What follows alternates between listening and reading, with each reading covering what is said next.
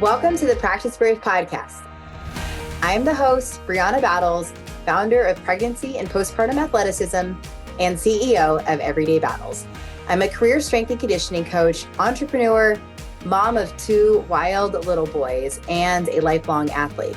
I believe that athleticism does not end when motherhood begins, and this podcast is dedicated to coaching you by providing meaningful conversations, insights, and interview topics related to fitness, mindset, parenting, and of course, all the nuances of pregnancy and postpartum.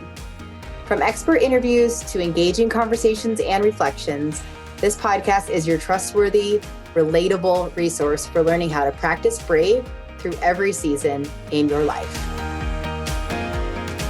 I'm hosting a free workshop on April 23rd for coaches, practitioners, and honestly, any athlete who wants to better understand their training during pregnancy and postpartum. It is called the 3 Key Considerations for Coaching Pregnant and Postpartum Athletes. And it's going to be about 90 minutes where I will be teaching on a lot of different things, including why pregnancy and postpartum is not a temporary season, some of the misconceptions that we see in the medical and fitness community, and the 3 biggest elements that I feel that coaches really need to understand about athletes. So I'd love to see you there live. It's a lot of fun to kind of like have this conversation. We have a great Q&A opportunity at the end, and the comment section is always really fun. Sometimes my mom even chimes in and likes to kind of troll me in the comment section. So I know so many people love that part of it. But I would love to have you there so that you can learn a couple things about training during pregnancy and postpartum, or coaching people who are navigating these seasons with core, pelvic health, and long-term athletic performance in mind. So I will have a link added here to the show notes for you to sign up. And again, I'd love to have you there. It's totally free. And even if you can't make it live, you can go ahead and sign up and a replay will be sent. Hope to see you there.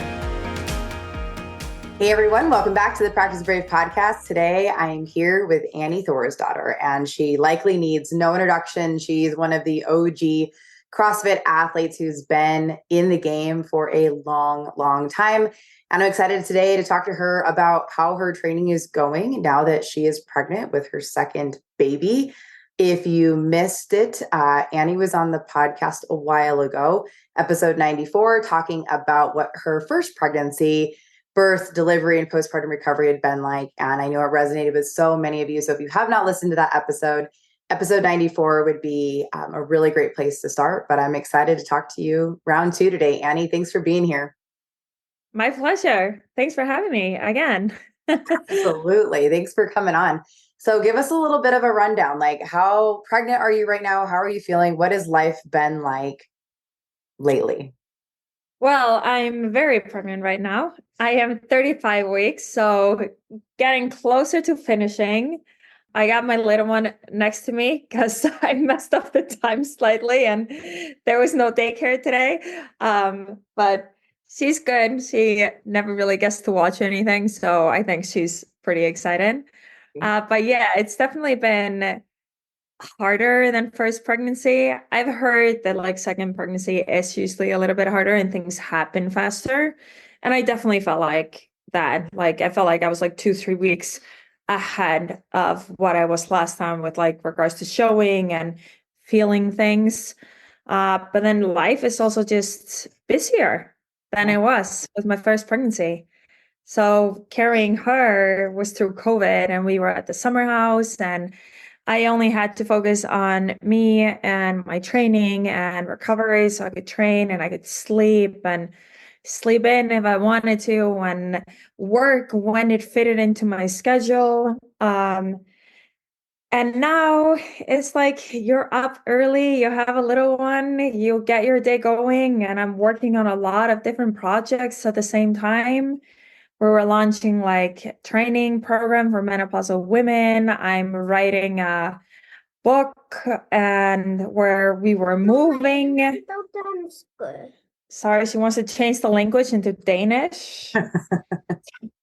So we have a lot of different languages that we work with here.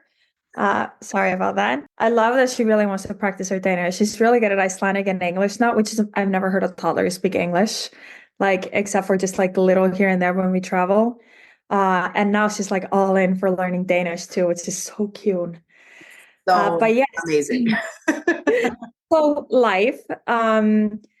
And then as soon as I pick her up, I everything goes to the side and I play with her and I'm active with her. And it doesn't matter if I'm tired or not from training or whatever that is. It's like it's really important to me that we have our time together. And then my second workday starts around 8 p.m., 8:30 when she goes to sleep. Then it's the phone meetings and the things that happen with the East Coast, West Coast, Australia, like getting all of that work done and then going to sleep. So my training has been significantly less than it was throughout my first pregnancy, I would say, but I'm still training once a day. Like I Right. started with twice a day and then I was just like, no, it's just not happening. So once a day it is now. Absolutely. And how is your body feeling through the second pregnancy? I know you said that, you felt things a little bit earlier and sooner, and you're coming off of what was a pretty hard postpartum recovery. So, how has your body been feeling through pregnancy, given what you experienced during your delivery and what your postpartum symptoms were? I was actually like really nervous about that, especially because my pelvic floor took a very, very long time to recover and still not like it's not what it used to be. And maybe it will never Freya, shh, get us away. Come on.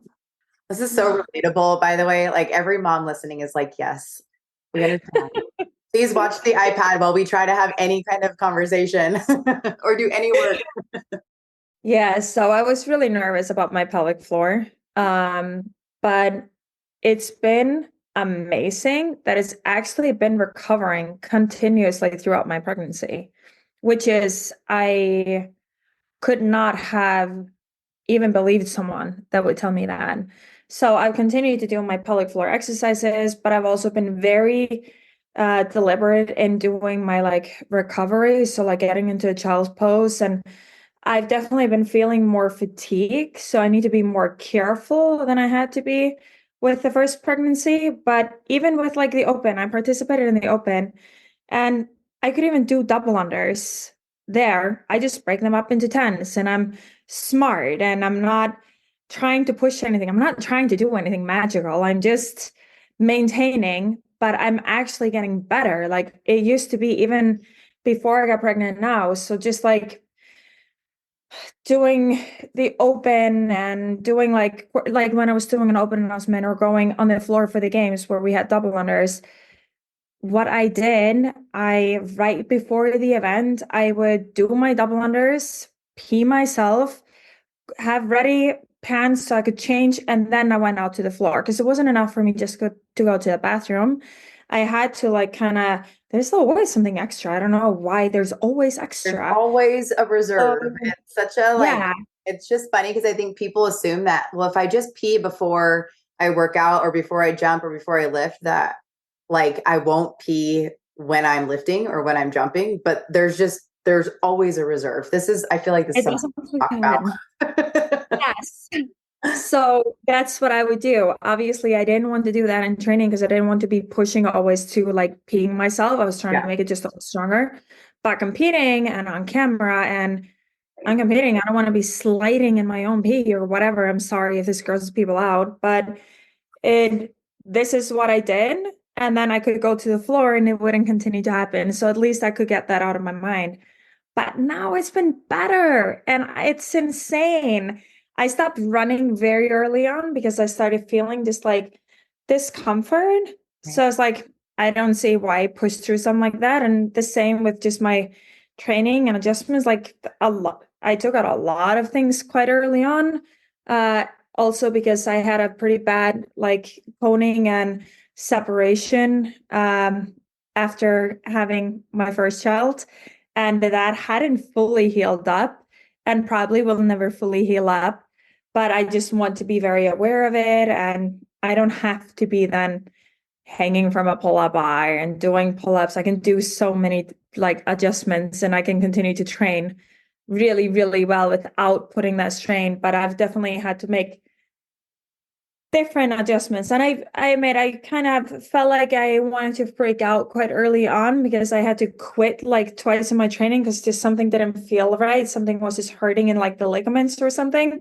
And then I was fine the day after and I could do the things that I didn't feel like I could do like a week later. I was fine doing it. So it's just been like a lot easier knowing that I can listen, like knowing what to look for Yeah. in my body. But yeah, the pelvic floor, I am so grateful that I feel like I am still just tracking up. Who knows what happens after I give birth? But at least now I'm really, really happy.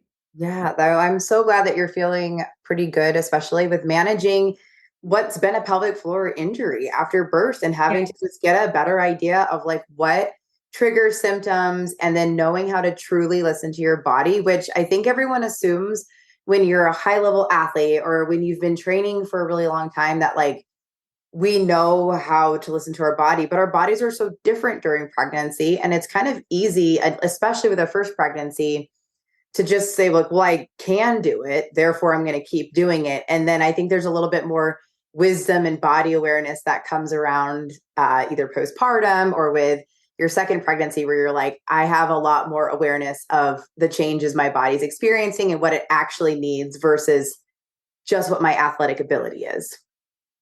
Yes, exactly. And maybe knowing that it's okay to take out some of the things that don't feel great, that there are substitutions and it's not going to make or break it. Like it matters significantly more to me that I recover well after my pregnancy than how I'm training during my pregnancy. So it's more, yeah, I want to continue to feel strong. And I feel way worse if I don't train. Like I feel so much heavier than I remember feeling carrying Freya, even though I'm actually lighter on the scale. I think I'm losing some muscle too. But it's just like he's sitting lower and it's I'm like I feel like a little elephant walking around, just like I don't know what's going on. Everything just feels heavy and whatever. But then I go training and I just feel lighter and more, what's the word, like nimble? Like I'm able to move around more. I'm able to pick things up easier from the floor and get up and sit down again. I'm playing with her on the floor and getting up and sit down. It's like it's different after I train, which is why it's so important to me to train almost every day. I have once a week where I have full rest day. And honestly, it's good for my body, but that's where I feel the heaviest. Yeah.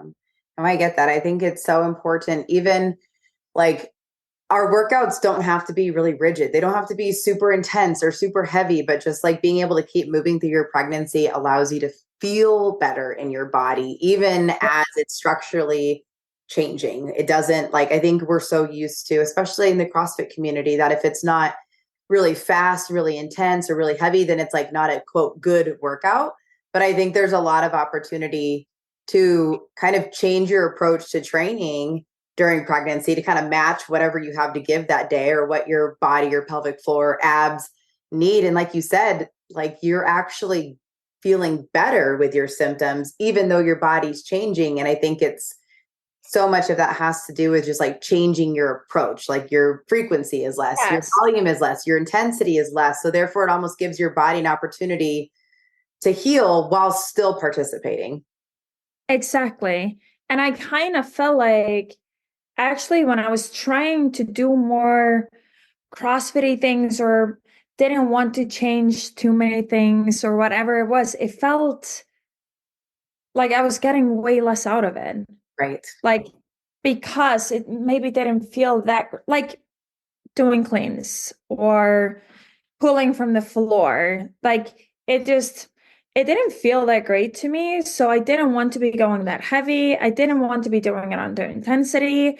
So making those adjustments to just, okay, I'll just be going from blocks then.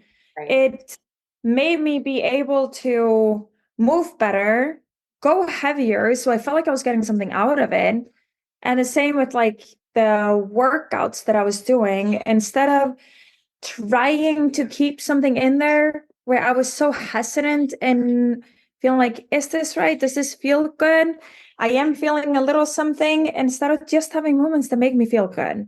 Right. And then I feel like I can go and I feel like I can get the heavier breathing and just Right. feel good in general. And instead of, because I remember that also carrying her, I would do a workout and then afterwards I'd be like, oh my God, is everything okay? Did I do too much? Like, I don't know. Why don't I feel her moving right now? And did my heart rate go too high here? Or did I push too hard? It's like, there is no need to be feeling like this. Like everything was always fine. It was always, I think I am more cautious than a lot of women that are training and going through their pregnancies. But it is also because I maybe have a harder time listening to my head when it's like, oh, now it's time to stop. So I like having a monitor. I like something telling me, like, this is your line, this is how hard you can go. But this time around, I'm not as much like needing to keep. I stopped rowing very early on because I was getting coning when I was rowing and I was changing my form. And then I'm like, well, if I'm changing my form, I'm not going to do it. I'm just going to bike instead. So, like, it's been, I'm not gonna say like easier, but it's been easier to adjust training to make me feel like I'm still doing things that are so good for me. Right. No, I think that's such a testament to what I like to call like athletic maturity. And sometimes it takes like you've been an athlete for so long. You understand your body, you understand your training, you know how to, if you want to lift a certain weight, you know how to get there. But I think that it's almost like the approach to our training, especially when you become a mom, has an opportunity to like really mature. Our whole perspective changes on like what we're training for, what our body needs, and then knowing if this isn't like actually serving me, whether it's from an enjoyment standpoint or from a symptom or physicality standpoint, then like I have a lot of other options. We don't have to be so rigid in how we train or what we do. Like we know as we get more mature, like that there's a lot of different options. We're not so like led by our own like egos or insecurities. We're able to like really kind of step outside that box. And I think so much of that athletic maturity gets acquired during pregnancy and postpartum for so many women. Yes. Yeah, absolutely. And also just knowing like what I went through giving birth to Mhm. her and was still able to come back from then Yeah. and recover from then and being able to compete after that. That's like all that matters to do while I'm pregnant is things that make me feel stronger, things that make me feel better, and things that make me hopefully recover quicker after giving birth as well. Then Yeah. I'm never, honestly, like while I was carrying Freya, yeah, it was in the back of my mind that I might compete again. I never really planned on competing again after I had her. So it Right. wasn't like, I'm not talking from professional athlete standpoint. I'm more talking from just like you getting yourself back again, you feeling like you again, you feeling like your body is strong again.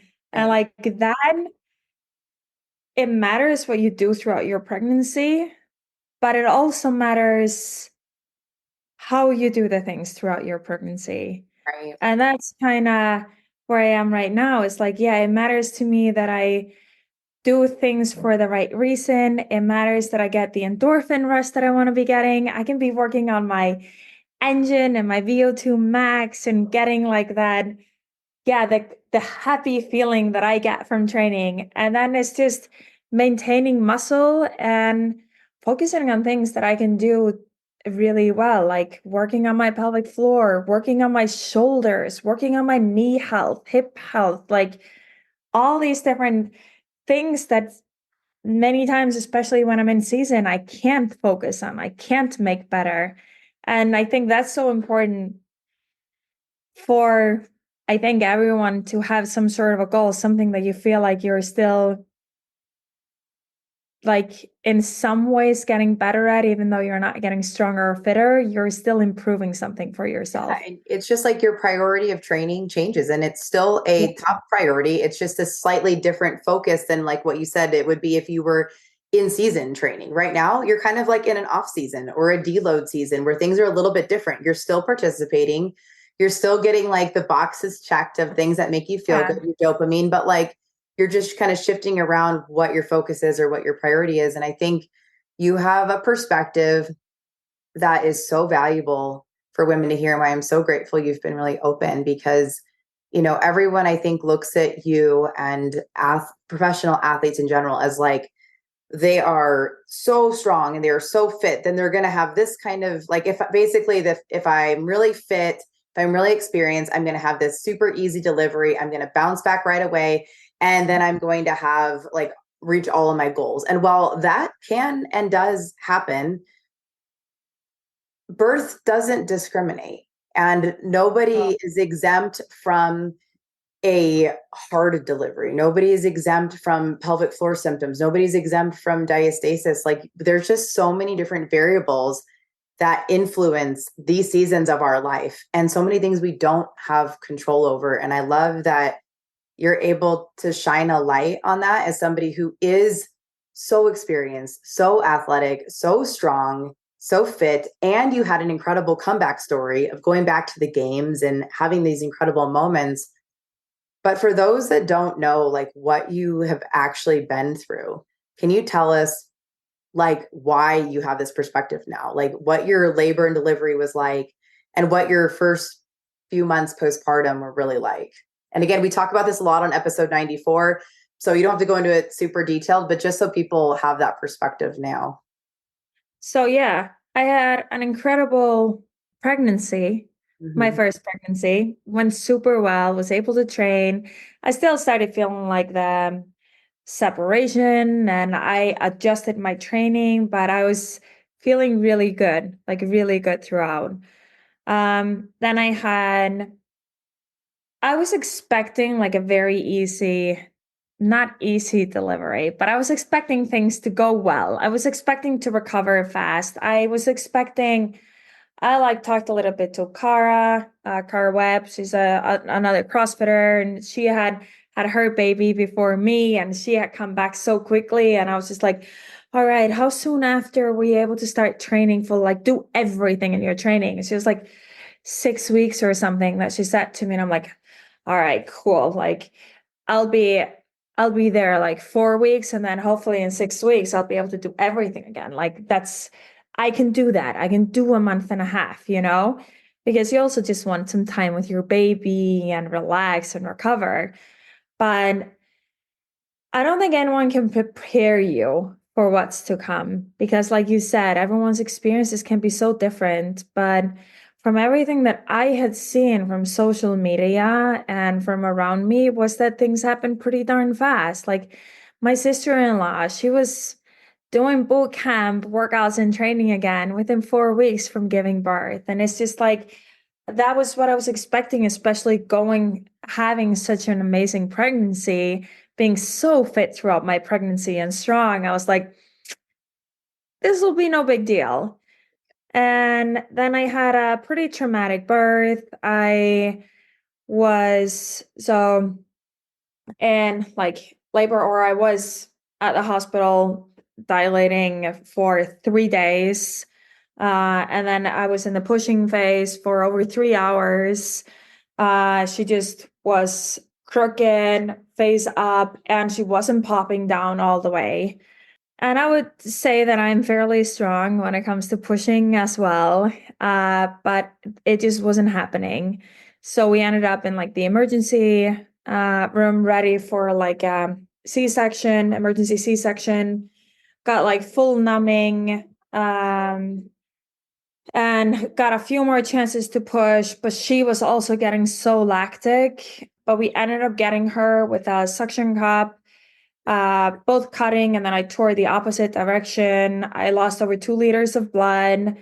She was very lactic when she came out, but I am going to thank my training and fitness and everything that we had done together, how quickly like she bounced back. Like it was incredible. Like they were so surprised how quickly it was, like everything was just fine. But that was also very traumatic to me, that I felt like I had put her through so much by wanting to give normal birth. But as a you're there for the first time. That was also what bothered me. I'm there for I don't know what to expect. You tell me, as the doctor, you tell me if I shouldn't be pushing anymore, if I should be going for a C-section. Like, it's in Iceland, you don't get to just choose to go for C-sections. Like, I can't just be like, hey, I want a C-section. You don't get it. You go for a normal birth unless there's a very big reasoning for you needing a C-section. So it was never like an option, but obviously, looking back, decisions should have been made quicker and I should have been put into emergency C-section. Considering how everything went, it's fine. And that's all that matters, is that I'm okay and my daughter is okay. Like, that's honestly all that mattered, was that she was okay at that point. Then Frederick went away with her and I went for stitching that took over 2 hours of getting me stitched back together again. And then I finally got to see her, and she was a freaking rock star. Huge baby, so strong. And yeah, she was like 8.5, 9 pounds, and just so strong, could lift her neck. And like, it didn't feel like I just had this crazy fragile kid. She was able to take breast immediately. So that was like a fairy tale, everything with her. But I was kind of another story. So I am just so grateful that things were so good with her, because otherwise I don't know where I would be. Like, it would have taken me even longer. I would have blamed myself for so many different things if she would have taken longer to recover. But yeah, so she was a dream baby. My recovery process was really, really rough. Actually, like a day after, well, I had to stay at the hospital for like 3 days. She graduated like half a day after, but we had to stay there with her too, or I had to stay there for longer because of all the blood I lost and how messed up I was. And then like I got to go home, but I couldn't, going from just being so strong and independent and just not being able to, not only I couldn't take care of myself, like I couldn't take a shower unless Frederick would stand there and be ready, because I couldn't stand for very long without feeling like I was passing out, and I was just so weak. I didn't trust myself to be carrying her around. So she just like laid in my arms all the time. And that was the only time where I felt happy. And as soon as she wasn't in my arms, I just didn't feel happy. And just felt awful. And I've never understood depression until I got to that point. I just felt like I stopped seeing colors as clearly, and also just like not getting the endorphins that I'm used to. And I didn't sleep for, it was 5 or 6 days that I didn't sleep for. So that will definitely do it for you, right? So I finally managed to like pump and sleep for 3 hours, and then I started feeling a little bit better again. I obviously trusted Frederick with her for 3 hours to take care of her, and just, yeah, getting to sleep for those hours, it made me a new person. And then gradually going out of the apartment, just being able to get in the car and drive around a little bit, seeing that life continues, seeing that life goes on and we recover, and starting to realize that these were injuries that I had gone through. But yeah, my body took significantly longer to recover than anything I could have expected. My pelvic floor took forever to recover. Like I said, it still wasn't good. And I've done a lot of work. Like, I went to see a pelvic floor specialist for like electric stim to just like find my muscles again. So it was just a constant pressure down on my pelvic floor. And I don't feel like it really started recovering until 6 months after birth. That's where I started recovering. I managed to sit on a bike sooner and started doing like my exercises, my recovery and rehab exercises, but like it was a very long time. I couldn't start running until 8 or 9 months after giving birth is when I started being able to run again. And that was just really like difficult to look around and seeing that mommy classes, and they were moving around doing like power cleans, snatches, jumping, running. And I'm just like, what is wrong with me? Like, am I the only person that doesn't recover from these things? And the same with my abdominals. I would say they were still recovering at the games. I was still recovering at the games. I don't think it was until Rogues in October. So obviously I don't know how I competed at the CrossFit Games that year. That was never the plan. It was just nice to have those goals to participate in the open, participate at quarters, participate at semis, and even like 2 weeks before the games, I wasn't really planning on competing at the games. It was more just like these were small goals that kept me going. It kept me motivated. It kept me finding confidence in myself again because I had gotten to a point where I was just so scared that nothing was ever going to recover, that I wouldn't be able to do a bar muscle up, and then a bar muscle up shows up a quarter. It's like, all right, let's see if I can do one, and then I could do 20. It's just like these steps that you need to, the mental barriers you need to get over as well when you've been injured for that long.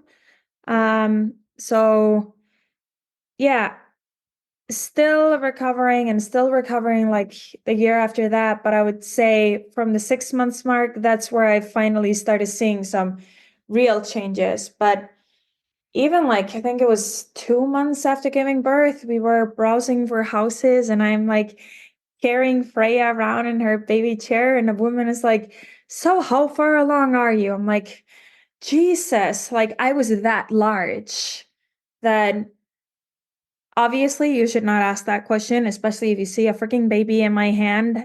I cannot be that far along with a tiny baby, but like it maybe gives a little bit of a perspective of what I look like. It wasn't like I was fat. It wasn't like I gained an insane amount of weight. It was just I was soft. And I'm most likely going to be like that after this pregnancy as well. I get very large. I have a very big stomach.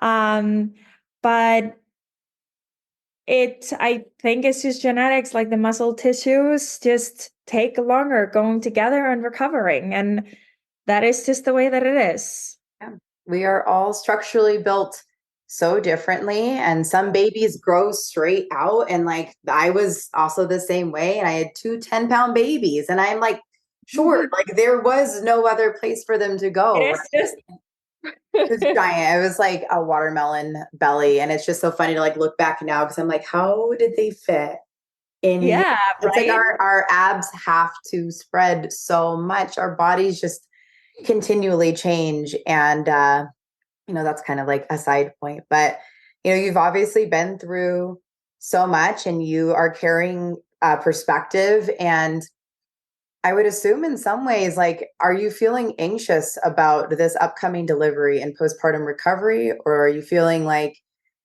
much better informed, or a little bit of both? Like, how are you feeling? A little bit of both. Yeah. I think the only thing that really matters is, and every time I was struggling, it was, is there anything I would change? Yeah. And no, there's nothing I would change. Even if my body would look that different and be ruined in some ways, I'm not going to say ruined, but like It's different. my body will never be the same as it was before I carried Freya. Right. And even if it takes me 2, 3, 4 years to recover fully from it, that's okay. It's still worth it. Like, I still would not change anything Yeah. for having her. And it's going to be the same for him. I'm not going to want to change anything. I want this baby, and I get to carry it, and I get to create this life, and I get to experience him kicking around and growing inside me. And yeah, it's going to be whatever it's going to be when you go through the delivery, but it is going to be worth it. And I think just knowing that is all that matters. Yeah. Like, yes, I'm not saying it's not going to be hard, and I'm expecting it to be difficult as well when I'm feeling like I'm recovering so slowly. And maybe it's even going to be even slower this time around because it's the second time and my body might take longer than to heal from it. But just knowing I will have those downs, but I also know that I'm going to come back up again because there is literally nothing I would change. I want this baby. So I will go through whatever I need to go through to get in. Yeah, there's just so much sacrifice involved in, bringing a baby into this world, however they choose to come out. And Yeah. you're just going in, I think, with, at least how I felt. I had a really traumatic first birth, and my second birth, yes, there was a lot of anxiety, but I also felt like, okay, I know, like, I'm just so much better prepared this time. Like, I thought I was prepared before, but the second birth, your body differently, like what you need to do maybe differently postpartum to help, Yeah. what the conversations you need to have with your doctor or your midwife or your partner, whoever it might be. Like, you just go in a slightly different human than you were the first time around. And I think that alone Yes. gives you a little bit of an edge. Also, just exactly that. You feel a little bit more calm knowing that. It's obviously you're also a little bit anxious, maybe because of how everything went the first time around. But I think what throughout like the middle part of my pregnancy, I started being like more anxious about how I felt like after giving birth and how destroyed I was. Not me going through it, but more that now I have her and I don't want her to suffer because I'm not able to be there for her. You know what I mean? So I think that scares me significantly more than how I might feel because I don't want her to resent the new baby or see me so broken. But I also have a feeling, having gone through it once, I know I won't go there. And having her, I think it's almost impossible to go there. But just knowing the signs, like you said, and what to expect, and knowing how important it is to sleep and trust your partner to take the wheel as well, and maybe the anxiety of having the firstborn versus the second one. I'm really hoping I'll calm the F down a little bit more because I was like, you love your baby so much. It's like I was a little crazy, just constantly checking. I had like the snoozer to make sure that she was breathing and always like I wanted to wake up every hour to just like make sure that she was okay. And now I hope I'll still have the snoozer. I still have everything that is going to help me stay calm, but I also have a feeling that I'll be more calm this time around because I can't be the way I was before. Also for my partner's sake and for Freya's sake, I do think I'm a lot calmer person than I was when I had her. You just feel like it felt like weird walking out of the hospital, right? With your first kid, you felt like you were stealing something. You're like, is this mine? Like, do I just get to take this? Do I need a license? Do I need to like show a Can we take report? a Or test? I don't think I'm ready. yeah. I'm like, how do you know that people are ready that just have their babies? Like, what? So I think this time around you'll feel a little bit more prepared and a little bit more ready, but I also have a little bit different plan. If things are not going the right way, I have the right now to go for a C-section. So it is. And then rather than pushing through something stupid, we will then just go for that. Yeah, And I wouldn't be doing that for myself. I would be doing that for Freya's sake. yeah, absolutely. There's just so many decisions and choices that come up, and variables that influence what delivery is like, what that whole process is. And as long as you are able to have that open dialogue and feel supported by your doctor, by your partner, then I think,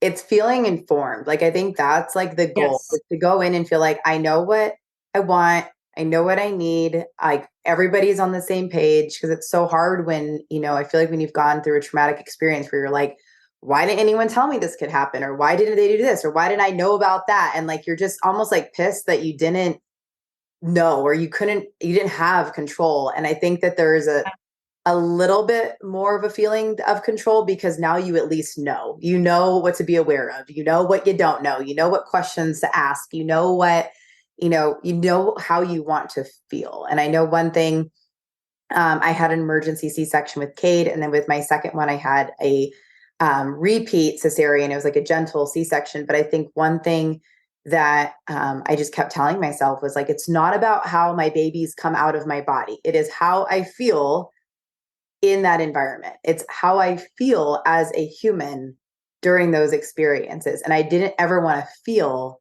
like that again. I wanted to feel different. It had nothing to do with how my baby came out of me. It was just more like how I felt in that moment. And that was a huge perspective shift. And then so much of that just has to do with like feeling informed, having these conversations, and just knowing a little bit more that second time around.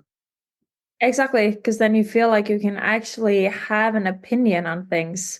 Yeah. First time around, it's really hard to do. And it's not like I had like this checklist, like I wanted this and I wanted that, and I was against medicine, but I was like, you know what? I'm gonna go with it because I'm going to listen to my body. I'm gonna listen to the nurses and the doctors, and that's what I did. Thankfully, I didn't have a different plan. We would have gone out of that plan many times. But now I actually do feel like I have a little bit more of a plan because I do feel like I have a plan A, I have a plan B, and I have a plan C. And like that's how I like going into things, just with a little bit more knowledge. Absolutely. And you'll be, like how you have adjusted your training through pregnancy this time around, your more awareness around what your core needs and your pelvic floor exercises, all of those things are going to set you up for a different and hopefully better postpartum recovery than what you had before, because your baseline is just different. Your knowledge is different. Your approach has been different. No matter what happens, we know that it won't be exactly the same. And I think that gives you a little bit more like freedom and grace to just kind of embrace what's to come, knowing that no matter what, it won't be the same experience because you are not the same person anymore. Exactly. Yeah, I like that. Yeah. I'm at least I feel a lot more calmer, even though I had that kind of experience. Right. And you got the support around you. You work with pelvic floor physical therapists. Of course, I'm here to help you however I can. And do you have any performance goals postpartum, or is it just too early to say? What do you want your life to look like on the other side? Too early to say anything, but I don't know. It's I'm going to want to feel like I am strong again. Yeah. And that's what I'm going to want. But I'm in no rush to get there. I got there very slowly last time, and hopefully it won't be as long this time around. But even if it will be, I know that I'll get there. And that's my goal, to just get there. And I also realized that having two children will be different training wise, and getting to feel myself again than having one child. Like it will just be different, and I'm ready for that. Like I'm making sure that I'm mentally like knowing that as well going Right. into it. So, but my goal is to feel strong again, control of my body and my mind the way that I did. That's so important to me. It's such a big a part of who I am and what I want my children to see. And then I don't see, if I want to compete again, I don't see why I wouldn't compete again. Um, if I don't want to, there's zero pressure. Right. I will do what feels right for me No, and my family. I love that. And I love what you had said. And the first time we recorded a podcast where you were like, I like CrossFit will always be there for me, but like you want to feel like you have the quality, like you're training for the quality of life and how you feel. And so you can be an active mom. And I just thought that was such a refreshing perspective as somebody who, you're so accomplished as a CrossFit athlete, and you're still able to say like, but it's not just about CrossFit. It's just about how I feel and the quality of life I can have through fitness, through my body, and being involved in that way, no matter what it looks like CrossFit games or competitions, or just like participating in fitness for the rest of your life. And I just thought that was like, that was just really beautiful. Thank you. Yeah. That's exactly where I'm at. No, I think it's a great place to be. And this is such powerful perspective for people to hear and listen to. And I'm so grateful that you shared your story. So tell us, you do have a few projects going on. What are you working on behind the scenes? What are you trying to get launched as you grow your brand overall? Wow. Well, there's a lot of things that I've just been like very passionate about and wanted to do. And my head has been like all over on what I can do. And especially like after having it, it changed quite a bit after having a kid. You try to think, how can I make the world a better place? What is it that matters? Like, what am I doing with my life that can make this world better? And obviously, I want to be a good role model, and that's always something that I wanted to do. And even more so after having children, I want them to, I don't want to just preach something. I want to live the way that I will be preaching it without putting pressure on them. But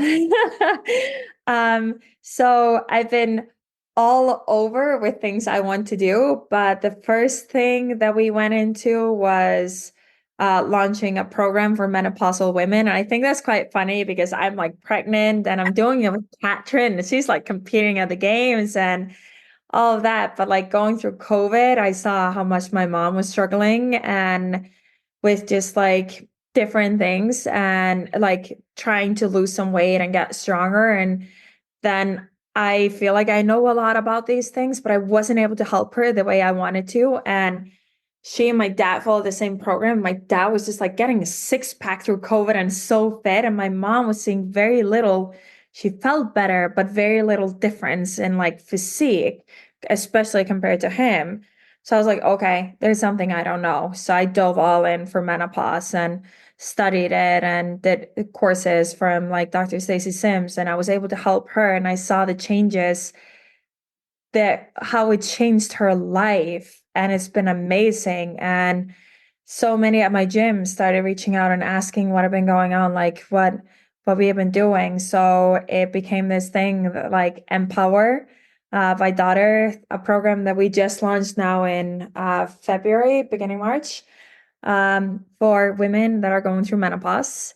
And I'm hoping that that platform will in the future just become like a hub for women because we just need more information. Like I was so surprised. I started studying my body a little bit more after I found, after I had a heat stroke in 2015 at the CrossFit Games. I found Dr. Stacy Sims and she was helping me out with my heat training. And it was so different for me compared to my partner and Björkven. So it was like, wow, women are just different. So I started studying around the cycle and how to train better on my cycle and where to compete. And Kat didn't even know this until like 2 or 3 years ago. And I'm like, oh my God, we're like high level athletes and we don't know this. What about women just in general? And girls that are starting their periods and then quitting their sports because they're not getting the assistance that they need and the openness and the talk about it. And their coaches don't know that much about it and what to do to make them feel better and stay in their sports because we also see if you don't stay in your sport, you're more likely to drop out of school sooner and like lose some of those really good friend groups that you create and how you mature through sports and you get your so much confidence. And I think it's so important for young girls. So I'm hoping that gradually we can make this into just like a great hub for something like that. But yeah, so that's one of the projects. And then after I had Freya, it was also I got like obsessed with just poison and chemicals that are surrounding us and like what things when I was pregnant, like what things I was using, creams and makeups and hair products and stuff. So I stopped using like all perfumes and just like things that can affect your baby and your uterus. There are things out there, it's just like you didn't know or I didn't know. So yeah, I dove in pretty deep on some of those things and I'm trying to make more educated decisions. And when it came to then, creams and stuff that you put on your body. And especially then after I had Freya, and you have your babies that are like on your face and licking you, and they're getting like, their tiny little bodies can handle the same amount of poison as we maybe be able to handle. And it was very interesting to me that in Denmark, for example, it just seemed like a well-known, no one goes and gets their hair colored when they're pregnant. It's like no one would do that. That was something I didn't even know.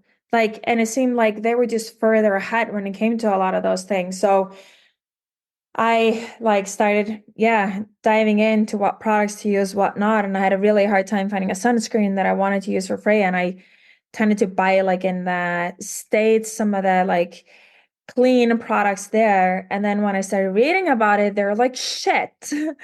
Like, and it's so frustrating. So actually, where we have now over the past year and a half been developing a sunscreen that is like safe, that I feel comfortable with using, and like going, obviously this is with chemists that are specialized in sun care product, but things that were bothering me and Kat, which is like being afraid of the different products. So that's something that we've been developing. I'm writing a book right now. Have been for the past year. So yeah, a lot of things for the past year. It's a lot of projects. And we just moved into our house. So I'm like, now I'm finally starting to feel I have a little bit of control over all the things that we've been doing. It's been a lot of work over the past year, but a lot of projects that I've been like quite passionate about wanting to do. So Awesome. exciting. Very clear that you are a high performing human in like every category of life. You're an incredible athlete, coach, entrepreneur. And I think you're just doing so much for women in so many different ways. And I'm so grateful for this conversation, for our friendship, and for just you putting all of this out here and sharing your heart. So thank you so much for coming on. Well, thank you. And thank you for what you're doing. It's like I said, when I went through the first pregnancy, just I felt like all you saw were the things, how everything happened so quickly and people were recovering, and like you see the highlights from people's lives. So I try to make sure to share everything. And that's why platforms like yours are also so important, so that we feel like we are getting to see real life. We're getting to see normality as well, and not just the best parts, but getting to see the normal parts. Yeah. And that's what I figured out when I started sharing more of those things. I got stories from women that were experiencing the same, and I felt like I wasn't alone. And I think that's the most important thing. Like, social media can be poison, and I'm against so many things on social media. However, there are also some beautiful things that you get from social media, and that is feeling like you're not alone when you're going through some of these circles.